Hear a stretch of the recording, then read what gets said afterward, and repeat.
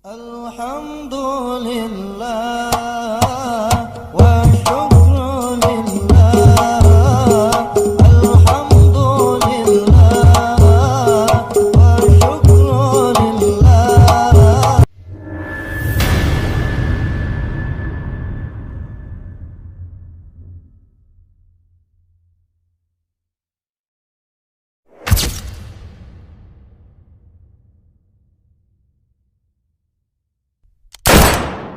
عليكم ورحمة الله وبركاته.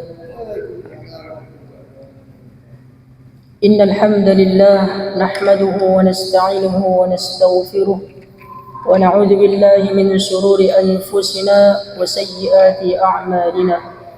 من يهد الله فهو المهتد ومن يضلل فلن تجد له وليا مرشدا. أشهد أن لا إله إلا الله وحده لا شريك له وأشهد أن سيدنا محمدا عبده ورسوله لا نبي بعده. اللهم صل على سيدنا وحبيبنا وشفيعنا ومولانا نبينا محمد وعلى آله وصحبه ومن تبعهم بإحسان إلى يوم الدين. رب اشرح لي صدري ويسر لي أمري واحلل عقدة من لساني يفقه قولي. سبحانك لا علم لنا إلا ما علمتنا إنك أنت العليم الحكيم. أما بعد, Ikhwani rahimakumullah, kita lanjutkan kajian tafsir kita surah An-Nazi'at, surah yang ke-79, surah Makkiyah berjumlah 46 ayat. Sekarang kita masuk kepada ayat yang ke-27. Kemarin kita sudah membahas tuntas sekilas tentang kisah Nabi Musa alaihissalam dengan kekejaman, kebangisan, kebejatan Fir'aun laknatullah. Ayat selanjutnya, A'udzu billahi minasyaitonir rajim. Bismillahirrahmanirrahim. أأنتم أشد خلقا أم السماء بناها. Apakah kalian lebih hebat ciptaan ataukah langit? Dia yang telah membangunkan. Rafa'a samkaha fasawwaha. Dia meninggikan bangunannya lalu dia menyempurnakannya. وَأَغْطَشَ لَيْلَهَا وَأَخْرَجَ ضُحَاهَا. Dan dia menjadikan gelap malam dan dia mengeluarkan cahaya paginya. وَالْأَرْضَ بَعْدَ ذَلِكَ دَحَاهَا. Dan bumi setelah itu dia menghamparkannya. أَخْرَجَ مِنْهَا مَاءَهَا وَمَرْعَاهَا. Dia mengeluarkan darinya air dan tumbuh-tumbuhan. Wal jibala arsaha. Dan gunung-gunung dia mengkokohkannya. Mata'an lakum wa li'an'amikum. Sebagai kesenangan, kenikmatan untuk kalian dan untuk hewan ternak kalian. Ayat sebelumnya membahas tentang kebangisan, kejahatan Fir'aun yang congkak, yang sombong, tidak mau beriman kepada Allah. Padahal sudah diutus 2 orang nabi kepadanya sekaligus. Bukan hanya 1 nabi, 2 nabi, Nabi Musa dan Nabi Harun. Namun meskipun begitu, dia tetap saja angkuh dan sombong, tidak mau mengakui kebenaran Tuhannya Nabi Musa dan Tuhannya Nabi Harun alaihi wassalam. Kemudian di ayat yang selanjutnya ini Allah ingin menunjukkan keagungannya, kebesarannya. Allah bertanya bukan karena Allah tidak tahu. Allah ingin ngasih tahu kepada orang yang tidak tahu dan orang yang tidak mau tahu. A antum asyaddu khalqan amis sama'u banaha. Apakah ciptaan kalian, buatan kalian lebih hebat, lebih dahsyat atau ciptaan kami, kata Allah. Siapa yang menciptakan langit, kata Allah? Kalau memang kalian mengaku diri kalian hebat, sistem kalian hebat, teknologi kalian hebat, siapa yang menciptakan langit? Apakah ciptaan kalian lebih hebat dari ciptaan kami, kata Allah?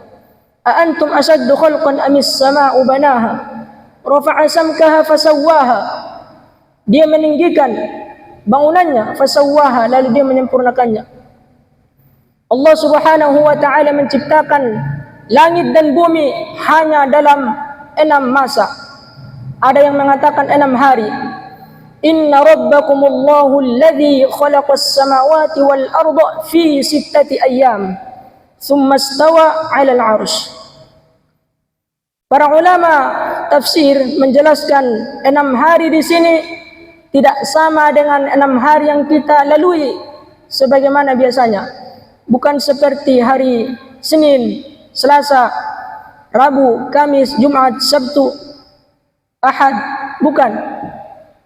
Tetapi 6 hari yang dimaksud di sini adalah 6 masa.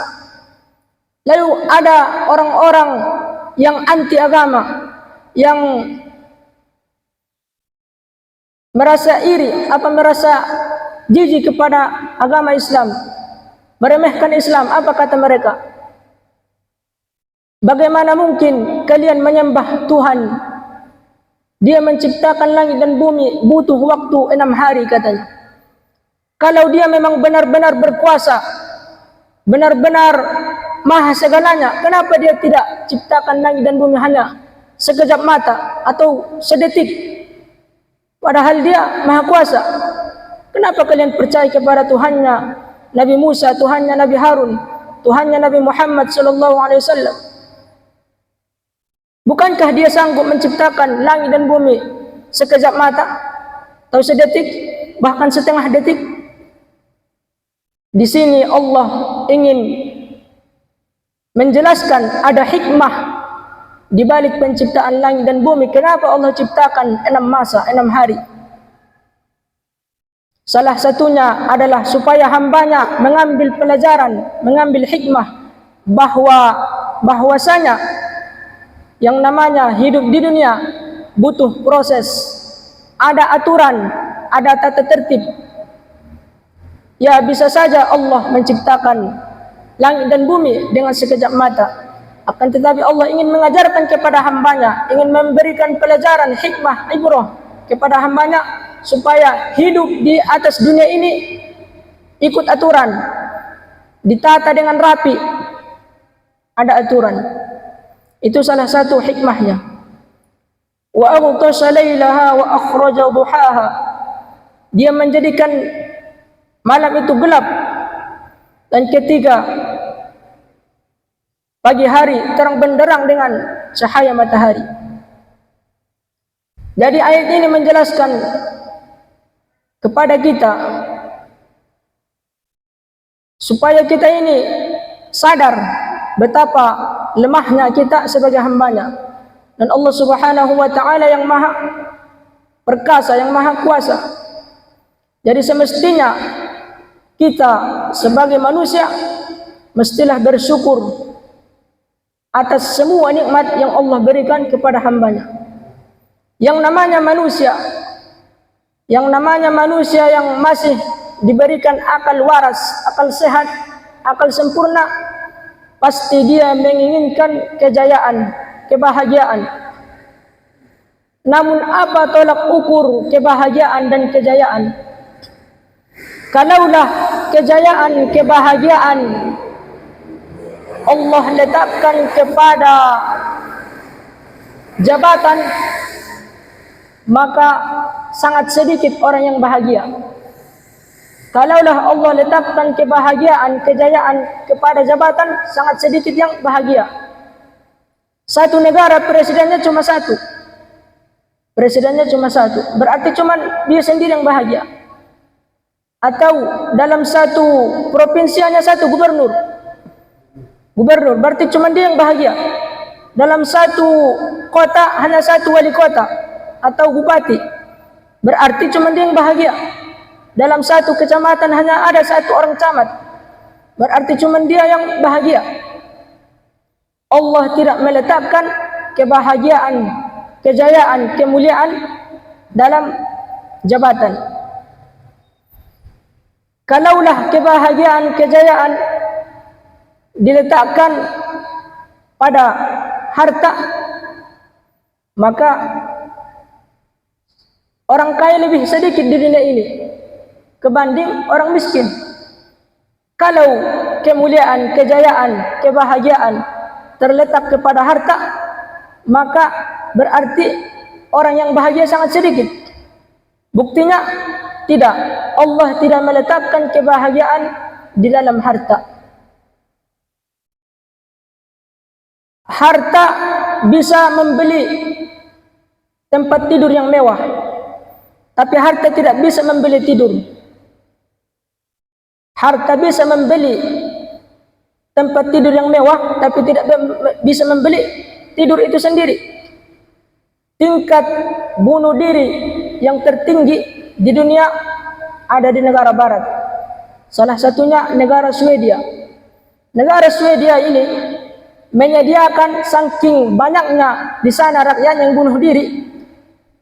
Saking banyaknya rakyat yang bunuh diri, disediakan tempat bunuh diri khusus, ada pendaftarannya.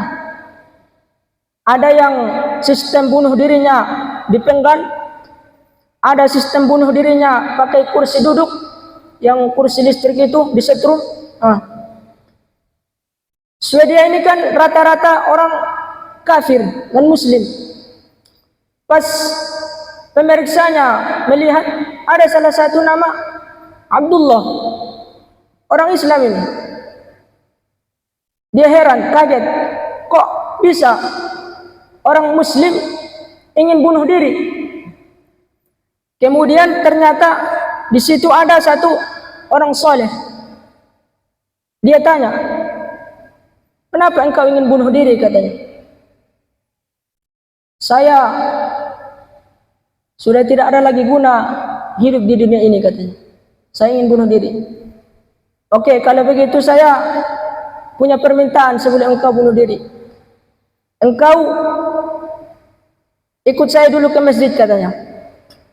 Ikut ta'lim, katanya, kata orang soleh ini. Kemudian ikutlah dia. Ba'da maghrib kira-kira dia ikut ta'lim.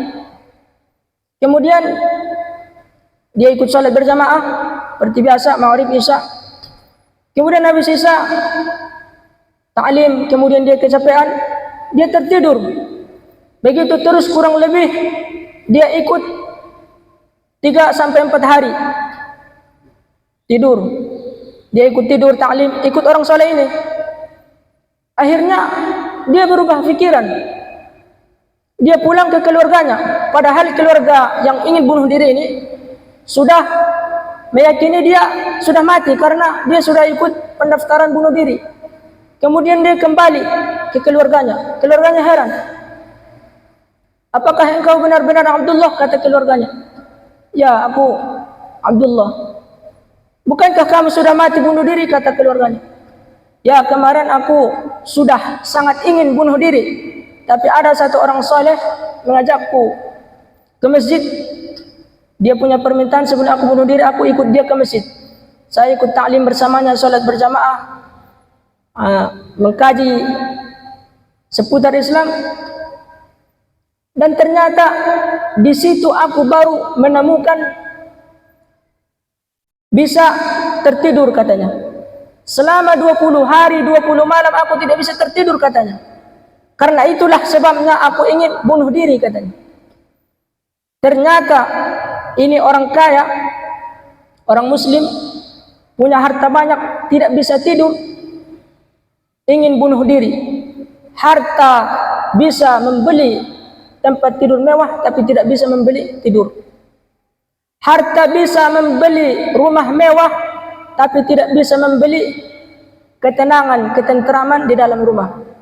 Walaupun seseorang punya istri cantik, jelita, menawan, tapi kalau si istri ini susah diatur, apalagi semua keinginannya harus tercapai, bukankah itu hal yang ribet, menyusahkan si suami? Jadi harta bisa membeli tempat tidur mewah, tapi tidak bisa membeli ketenteraman di dalam rumah.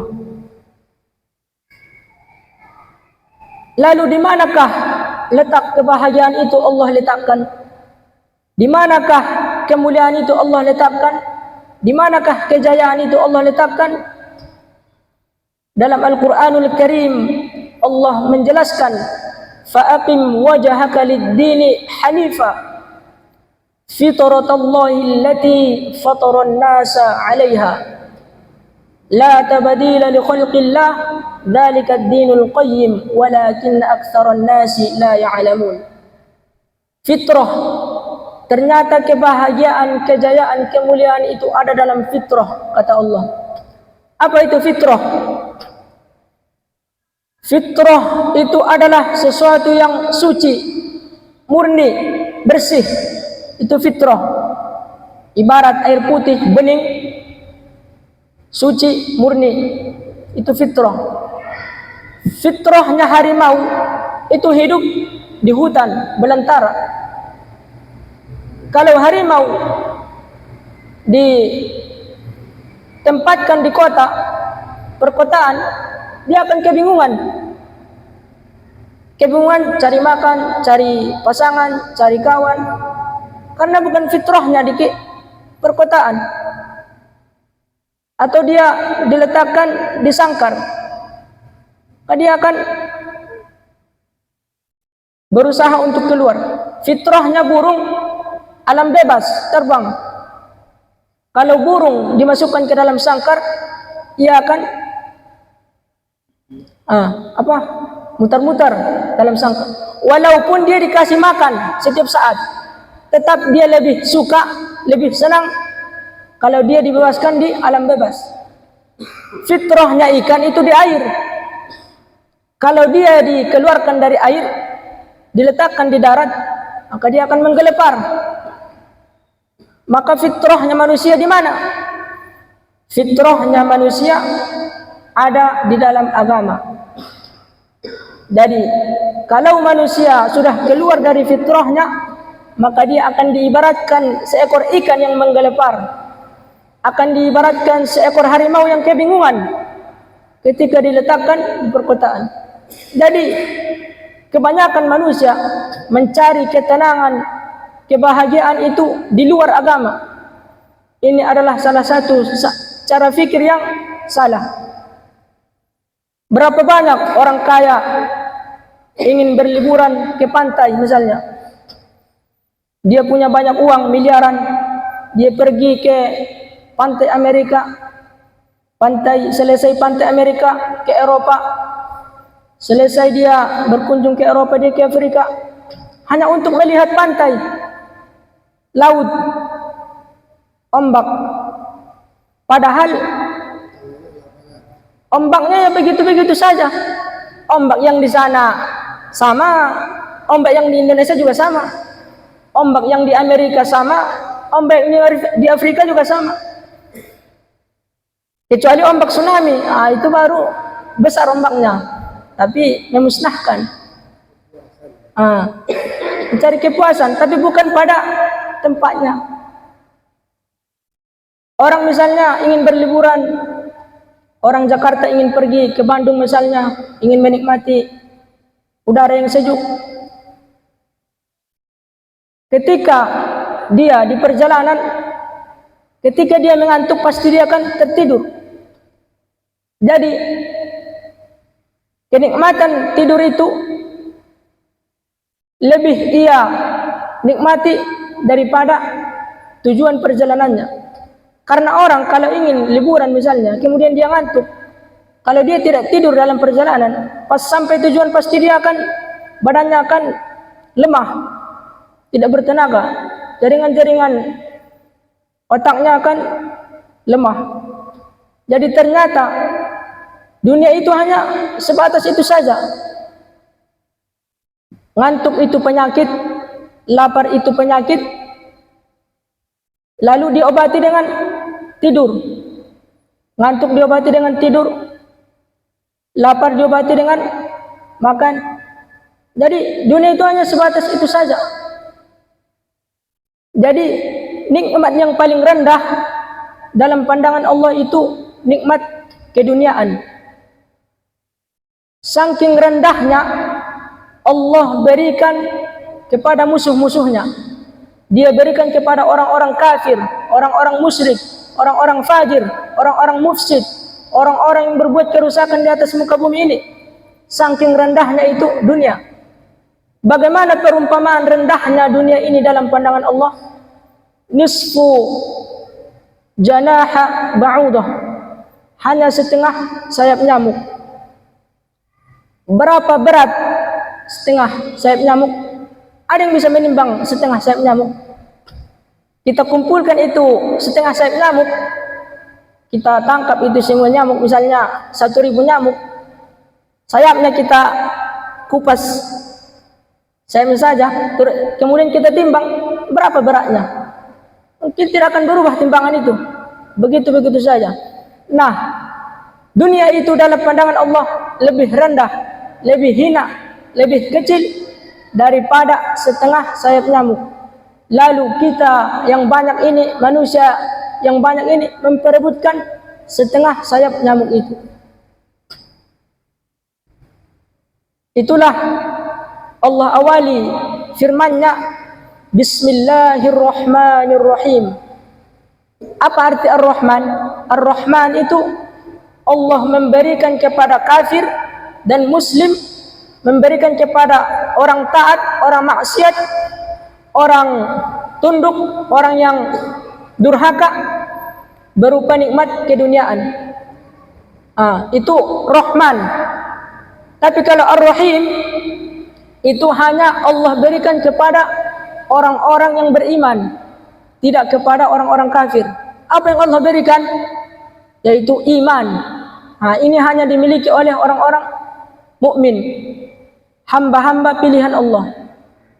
Itu bedanya Ar-Rahman, Ar-Rahim. Jadi perumpamaan dunia itu seperti setengah sayap nyamuk dalam pandangan Allah. Misalnya tetangga kita miskin, misalnya, kemudian kita orang kaya, misalnya kan, andaikan, kemudian dia tetangga ini datang ke rumah kita, Pak, saya boleh ngambil sampahnya, katanya. Oh silakan. Ngambil banyak boleh? Ya silakan. Ngambil semua boleh? Katanya. Silakan. Karena sampah kan kita kasih. Nah, nilainya dunia di sisi Allah itu bagaikan seseorang yang punya sampah. Dia menilai sampah itu tidak ada artinya. Begitulah di sisi Allah nilai dunia itu bagaikan sampah. Lalu berjuta, bermiliar-miliar jiwa manusia memperebutkan sampah. Bahkan para ulama salaf yang sufi, yang suci hatinya itu, ahli tasawuf, apa kata mereka, para ahli hikmah? Dunia itu bagaikan tulang belulang, katanya. Tulang belulang yang sudah habis dagingnya, tinggal tulang belulang yang diperebutkan oleh anjing, kata mereka. Jadi kalau kalian ingin memperebutkan dunia, maka bersiap-siaplah kalian bersaing dengan anjing, kata para ahli hikmah. Mengumpamakan dunia itu bagaikan tulang belulang. Saking hinanya dunia ini di mata para ahli hikmah. Para ahli hikmah ini, mereka sudah benar-benar mengosongkan hati mereka dari kemewahan dunia, kejayaan dunia, kemakmuran dunia. Itu kata para ahli hikmah, ahli tasawuf. Rafa'a samkaha fasawwaha wa aghtasha lailaha wa akhraja duhaha. Sebagaimana malam itu menutupi siang, maka begitu pula lah kita harus mengambil hikmah, pelajaran. Semua aib saudara kita, keburukan saudara kita mesti kita tutupi sebagaimana malam menutupi siang. Enggak boleh kita umbar-umbar aib saudara kita, berdosa. Man satara akhahu musliman satarahullahu yaumal qiyamah. Siapa orang yang menutupi aib saudaranya di dunia, maka Allah akan menutupi aibnya di akhirat. Dapat pahala. Jadi kalau ada orang yang membuka aib saudaranya, maka bersiap-siaplah ia akan dibuka aibnya di dunia sebelum di akhirat. Mungkin dia selamat di dunia, tapi di akhirat dia tidak akan selamat. Allah akan buka aibnya. Wa aghtasha lailaha wa akhraja duhaha.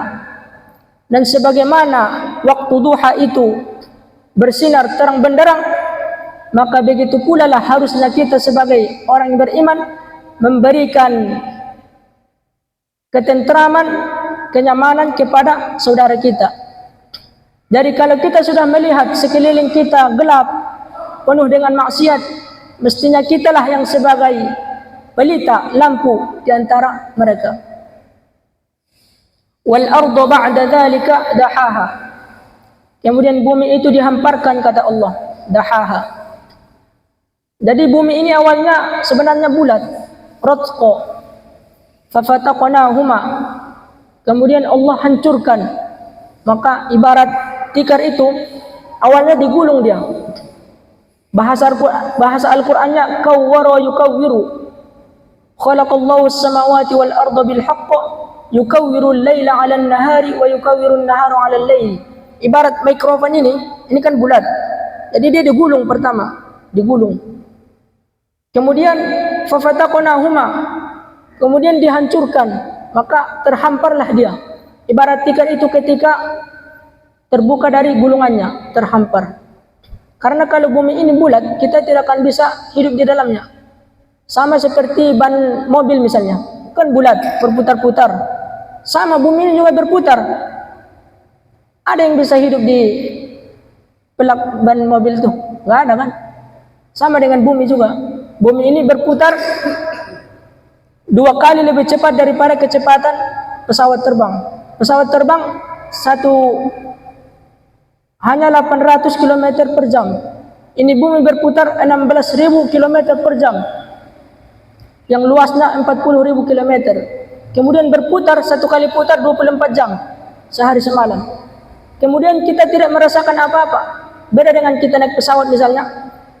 Hanya ada angin, misalnya cuaca tidak mendukung, kita sudah merasa ketakutan dalam pesawat. Takut terjatuhlah, takut matilah, meninggal. Karena itu jawabannya buatan manusia. Tapi buatan Allah, sehelai rambut kita aja tidak kelihatan bergoyang. Padahal kecepatan bumi ini berputar 2 kali lebih cepat daripada kecepatan pesawat terbang. Itulah bedanya ciptaan manusia dengan ciptaan Allah. Akhraja minha ma'aha wa mar'aha. Allah menurunkan air dari langit, maka tumbuhlah tumbuh-tumbuhan. Jadi air ini pun terkadang bisa menjadi rahmat, bisa menjadi azab. Air bisa menjadi rahmat, bisa menjadi azab. Misalnya air menjadi manfaat, ya air yang turun biasa sesuai manfaat. Tapi kalau di luar ala kadarnya bisa menjadi azab. Sama seperti ini contoh terdekat, hujan baru beberapa jam sudah banjir. Tentu kan menyusahkan orang-orang di sekitar. Tapi terkadang itulah manusia. Kalau lagi kemarau, dia komen, kenapa ya udah lama nggak turun-turun hujan katanya. Tapi pas turun hujan, aduh, hujan lagi. Kemarin baru hujan katanya. Jadi memang manusia ini Tuhan saja disalahkan, apalagi kita. Nggak bisa bersyukur. Tuhan saja disalahkan, apalagi kita. Jadi kita jangan berharap sempurna di mata manusia.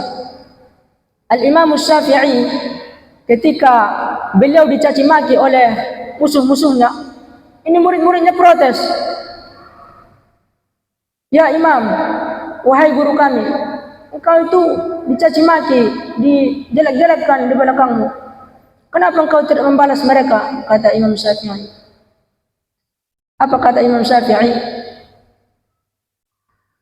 Qad qila anna Allah dhu waladin wa nabiyyahu wa nabiyyal huda qad sahirun fa kaifa ana. Kata Imam Syafi'i, Allah saja mereka tuduh punya anak, wa nabiyul huda, nabinya yang mulia Nabi Muhammad mereka tuduh tukang sihir, tukang pendongeng. Fa kaifa ana, kata Imam Syafi'i, bagaimana saya? Allah saja mereka fitnah punya anak. Wah, itu fitnah terkejam itu di dunia, fitnah terbesar, fitnah terdahsyat itu. Allah dituduh punya anak, padahal sudah jelas lam yalid wa lam yulad, tidak beranak dan tidak beranak. Kalau Allah beranak, bidangnya siapa kan gitu? Enggak masuk logika. Wa nabiyul huda, dan nabi yang paling mulia, tak punya cacat sama sekali, masih dituduh tukang sihir, tukang pendongeng, majnun, orang gila kata mereka. Fa kaifa ana, kata Imam Syafi'i, bagaimana saya? Maka ini harus kita tarik ke dalam diri kita.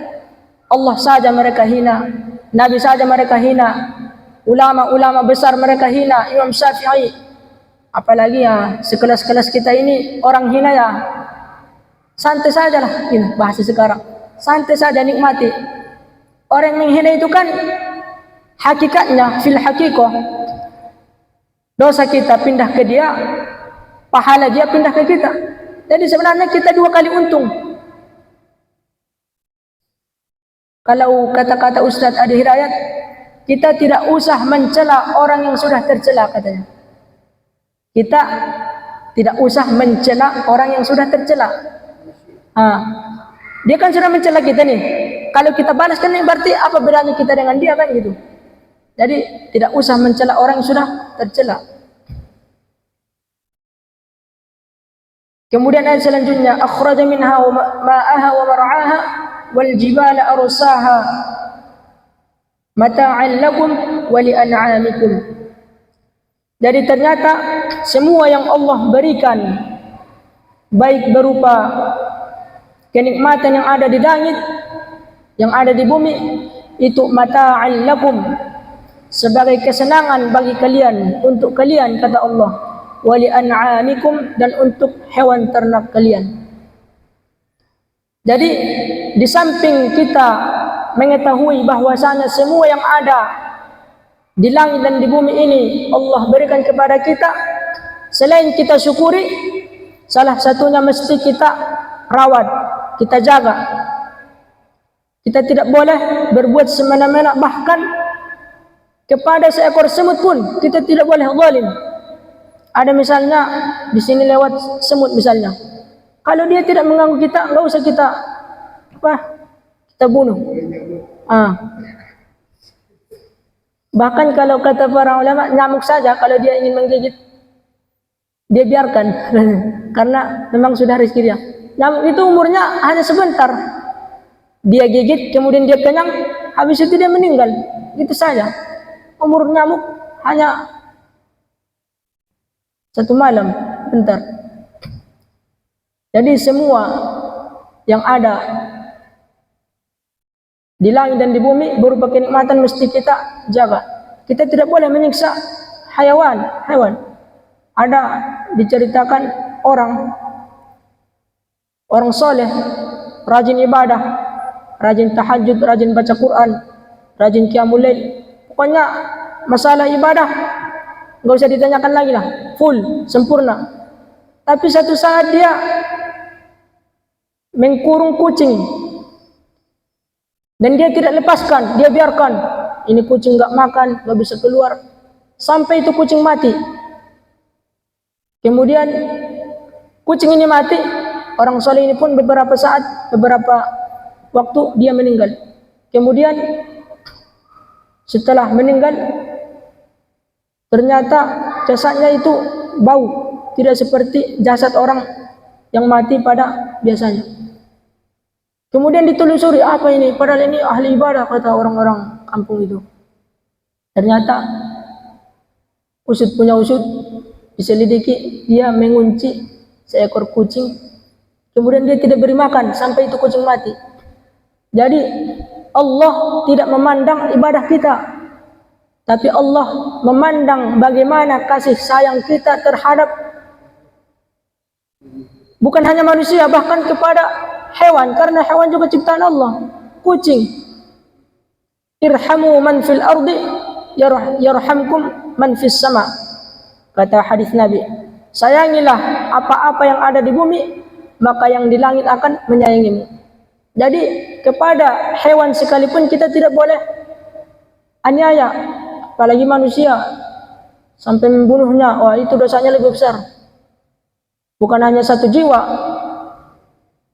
puluhan ribu nyawa. Itu tanggung jawabnya sangat besar. Jadi mudah-mudahan kajian kita ini surah An-Nazi'at ayat 27 sampai ayat yang ke-33 mudah-mudahan bisa menjadi renungan bagi kita bersama. Kita sempurnakan majelis ini dengan alhamdulillahirabbil alamin, subhanakallahumma wa bihamdika asyhadu an la ilaha illa anta astaghfiruka wa atubu ilaik. Assalamualaikum warahmatullahi wabarakatuh.